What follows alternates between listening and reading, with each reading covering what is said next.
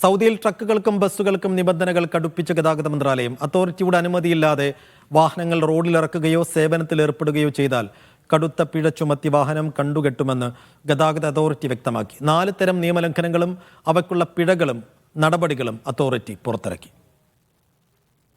രാജ്യത്തെ land transport സിസ്റ്റത്തിൽ പ്രവർത്തിക്കുന്ന കമ്പനികളും സ്ഥാപനങ്ങളും വ്യക്തികളും പാലിക്കേണ്ട നിബന്ധനകൾ കർശനമാക്കി ഗതാഗത മന്ത്രാലയം. സേവനത്തിലേർപ്പെടുന്നവർ ഒഴിവാക്കേണ്ട 4 നിയമലംഘനങ്ങളും അവർക്കുള്ള 6 തരം പിഴകളും അതോറിറ്റി പ്രസിദ്ധീകരിച്ചു. ലൈസൻസ് നേടിയതിനു ശേഷമല്ലാതെ റോഡുകളിൽ വാഹനമിറക്കാൻ പാടില്ല.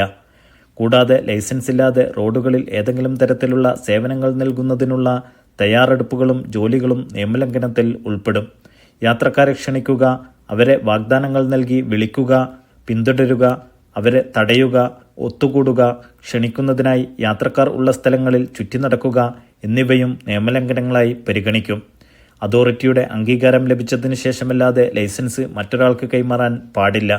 ലൈസൻസുള്ള പ്രവർത്തനത്തിന് പുറമെ വാഹനം പ്രവർത്തിപ്പിക്കാൻ അനുവാദമില്ലെന്നും വ്യവസ്ഥയിൽ നിഷ്കർഷിക്കുന്നുണ്ട്. നിയമലംഘനങ്ങൾക്ക് 50 ലക്ഷം റിയാൽ വരെ പിഴ ചുമത്തുവാനും ഒപ്പം 1 വർഷം വരെ ലൈസൻസ് പൂർണ്ണമായോ ഭാഗികമായോ റദ്ദാക്കുവാനും ചട്ടം വിഭാവനം ചെയ്യുന്നുണ്ട്. കൂടാതെ 2 മാസക്കാലത്തേക്ക് വാഹനങ്ങൾ പിടിച്ചെടുക്കുന്നതിനും നിയമത്തിൽ വ്യവസ്ഥ ചെയ്യുന്നുണ്ട്. Naushad Rikkur, media 1, Dammam.